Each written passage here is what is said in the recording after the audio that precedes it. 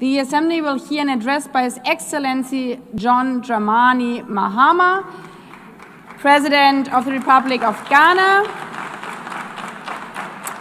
I request protocol to escort His Excellency and invite him to address the Assembly.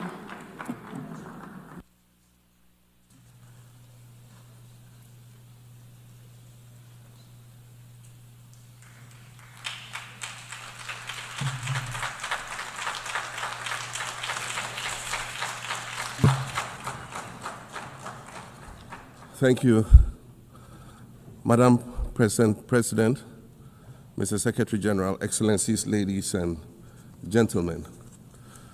At this 80th session of the United Nations General Assembly, I'd like to speak about Africa's role in the future of this organization. However, it's impossible to do that without first considering the collective role that Africa played in its founding, which was small and relatively insignificant. Of the 51 member states involved in the founding of the United Nations in 1945, only 4 were African: Egypt, Ethiopia, Liberia, and South Africa. It is important to point out that the United Nations came into being in the aftermath of World War II because of the inability of its predecessor, the League of Nations, to avert a large-scale global conflict, which had been its guiding purpose when it was founded in 1920 at the end of the First World War. Out of the 42 founding member states of the League of Nations, only 3 were African: Liberia, the Union of South Africa, and Ethiopia. Egypt was to join later in 1937. Africa's overall participation in the organization's founding was minimal and relatively unimportant. That's because before all the other talks and meetings, representatives from a group of 14 nations gathered in Berlin for a series of discussions that began in 1884 and which led to the partitioning and formal colonization of the African continent, which is also called the Scramble for Africa. It has famously been written that past is prologue. Well, in the past, the majority of the 54 nations that now comprise Africa were never offered a seat at the table where plans for a new world order were being drawn. But, Madam President, as fate would have it, the tables are turning, and Africa's role in the authorship of whatever is yet to come for this world is going to be huge, and it will be consequential. According to this organization's own projections, by the year 2050, more than 25% of the world's population is expected to come from the African continent. Additionally, by 2050, 1/3 of all young people aged between 15 to 24 will be residing on the African continent. So you see, the future of this world is African. Allow me to say this once again a little louder for those of you in the back. The future is African.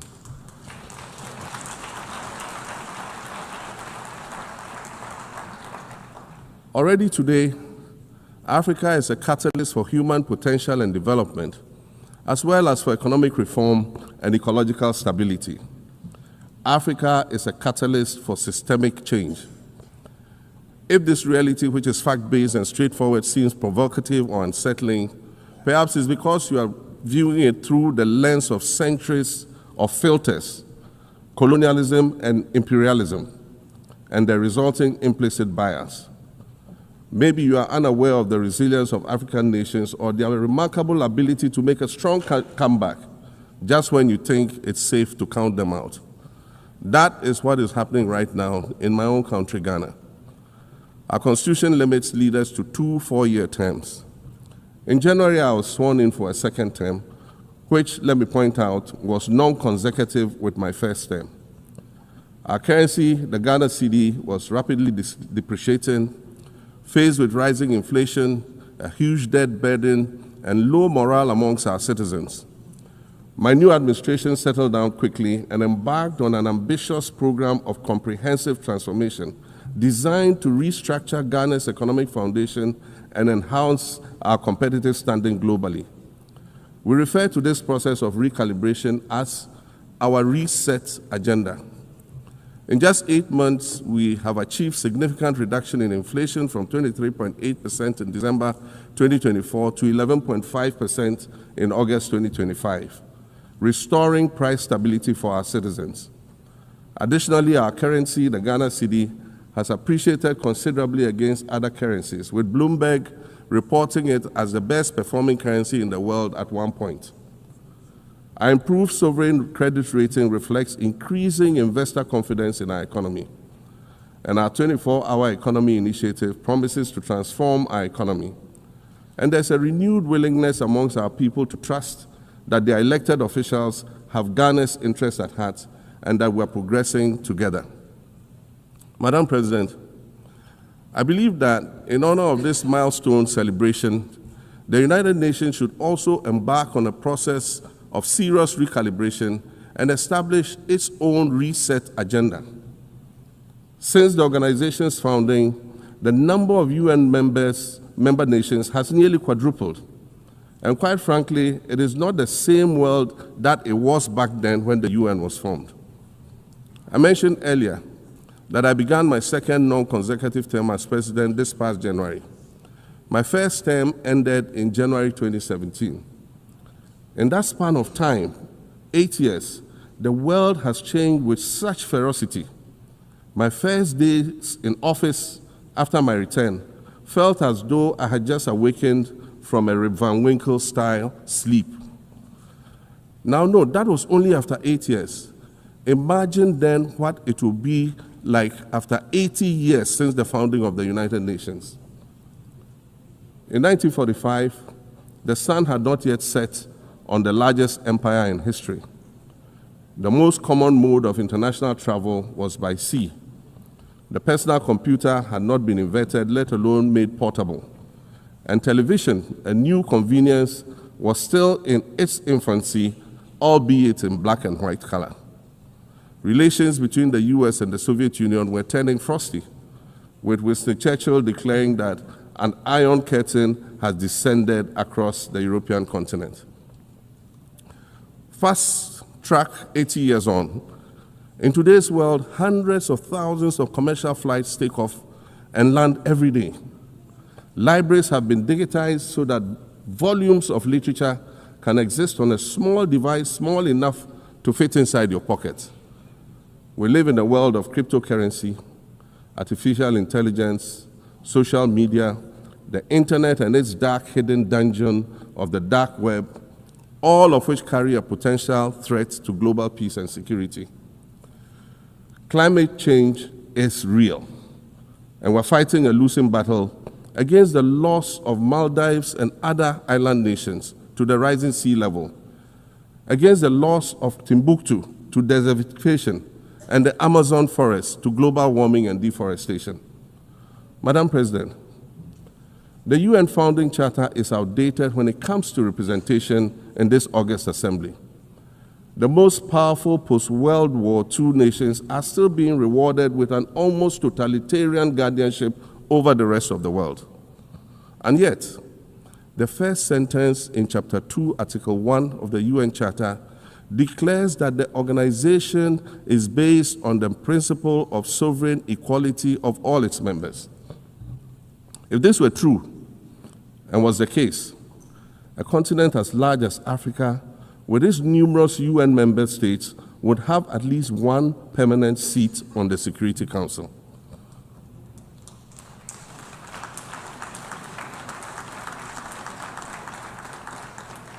Furthermore, we believe that veto power should not be restricted to only 5 nations, nor should it be absolute.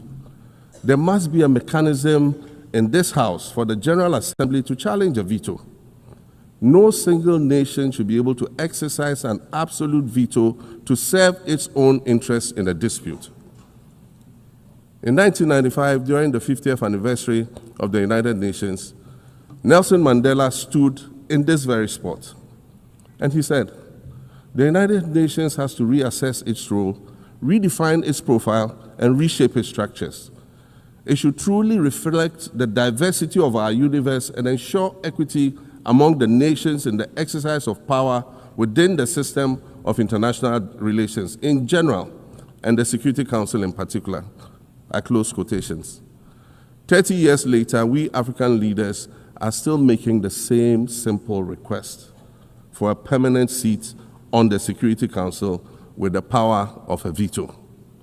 So today, Madam President, I stand here in this exact spot and ask the world, if not now, then when? We demand not only a reform of the Security Council, but also a reset of the global financial architecture, which is currently rigged against Africa. Africa must have a greater say in the world's multilateral financial institutions. And while I'm making requests, I'd like to call for the removal of the blockade on Cuba. As Dr. Kwame Nkrumah, our nation's founder, famously said, we seek to be friends with all and enemies to none. The Cuban people shed their blood on African soil in the fight against apartheid. And indeed, Cuba has been and continues to be a faithful friend of Africa.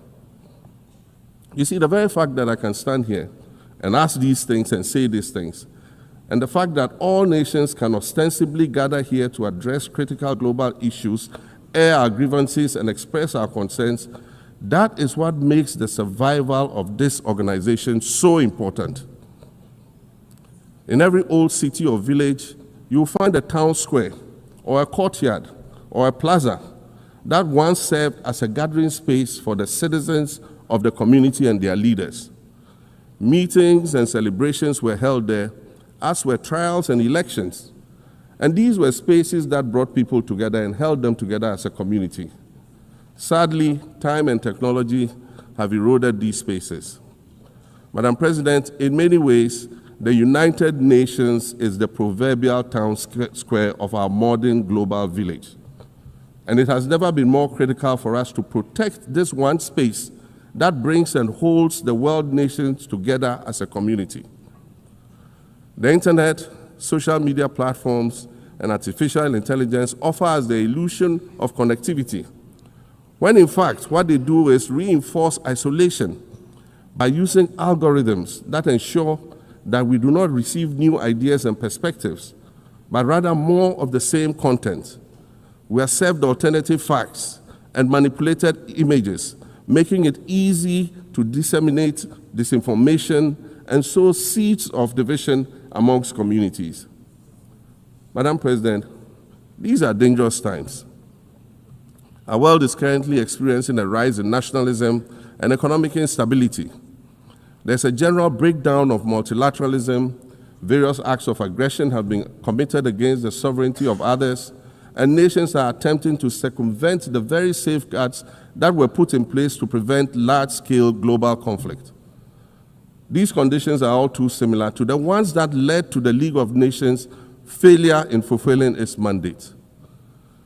The denial of visas to President Abbas and the Palestinian delegation sets a bad precedent and should be deeply worrying to all member nations of the United Nations.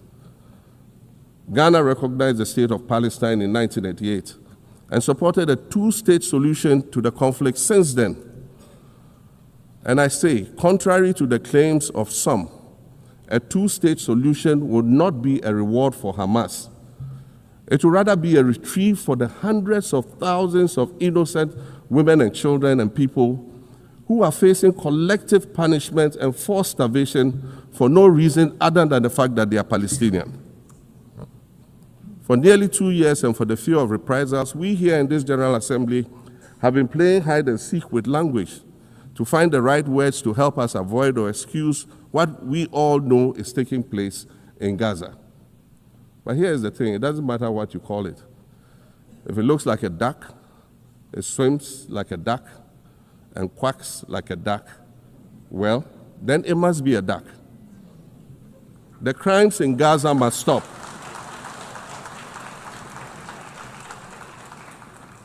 The crimes in Gaza must stop.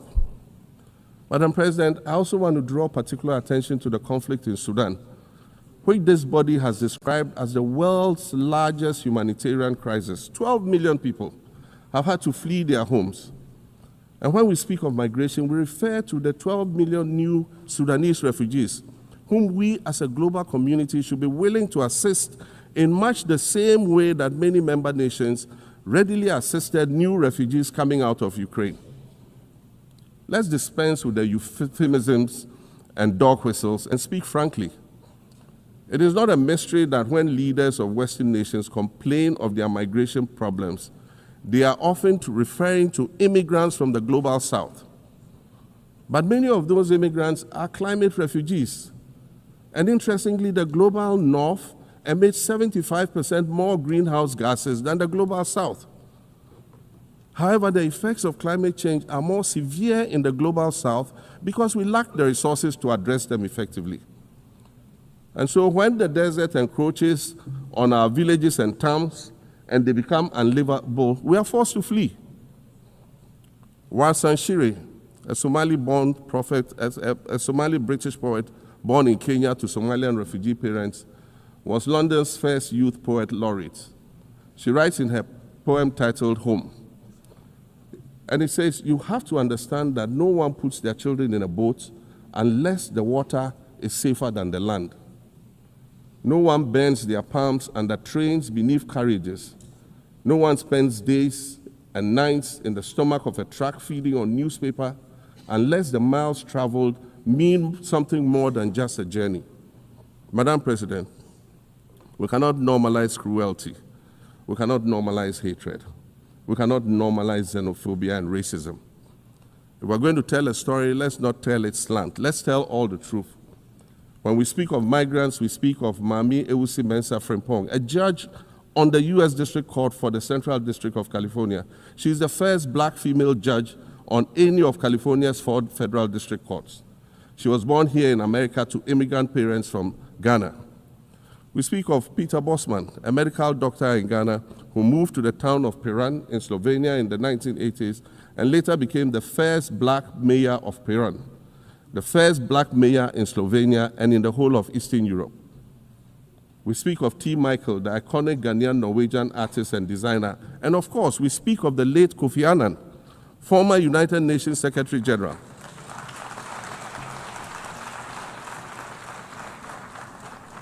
Former United Nations Secretary General and Nobel Peace Prize recipient, who was born in Ghana but spent his adulthood in various places in America and Europe.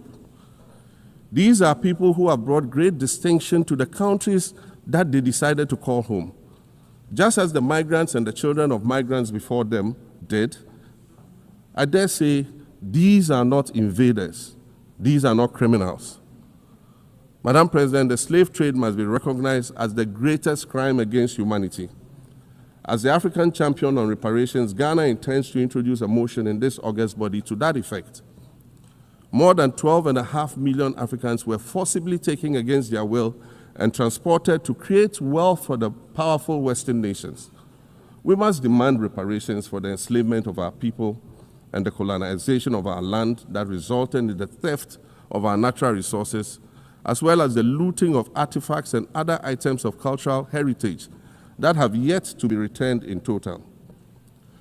We recognize the value of our land and the value of our lives, as did our colonizers, as well as the governments that happily paid reparations to former slave owners as compensation for the loss of their property in quotes.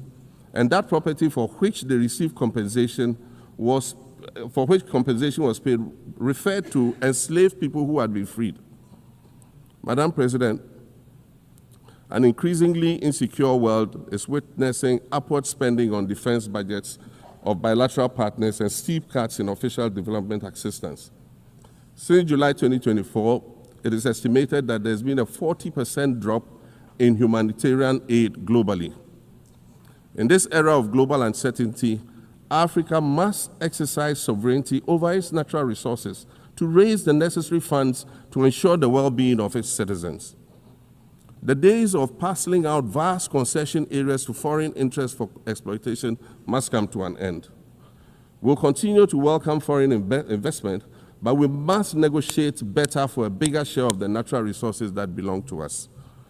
And we must insist on value addition to these resources. We're tired of the continued image of poverty-stricken, disease-ridden rural communities living at the periphery of huge foreign-controlled natural resource concession areas. We're tired of having people extract the most they can from us and in return offer us the very least by way of respect, consideration, and dignity. We're tired of not being represented in ways that reveal the richness and complexity of our history or acknowledge all that we have overcome to arrive here in this liminal space of untold possibilities. Allow me to echo the Indian-American writer Arundhati Roy, who wrote, "Another world is not only possible, she is on her way. On a quiet day, I can hear her briefing." I want to add that for the sake of Africa, and quite selfishly for the sake of my 18-year-old daughter, I hope that this new world that is arriving is a place of safety and equality for women and girls. To succeed, we must empower everyone, including women and girls, to reach their full potential. In closing, Madam President, I'd like to congratulate you on your election to preside over this historic 80th General Assembly and on being the 5th woman to hold this distinction. I'd also like to congratulate Her Excellency Nana Jane Opoku-Agyeman on being the first woman Vice President of Ghana.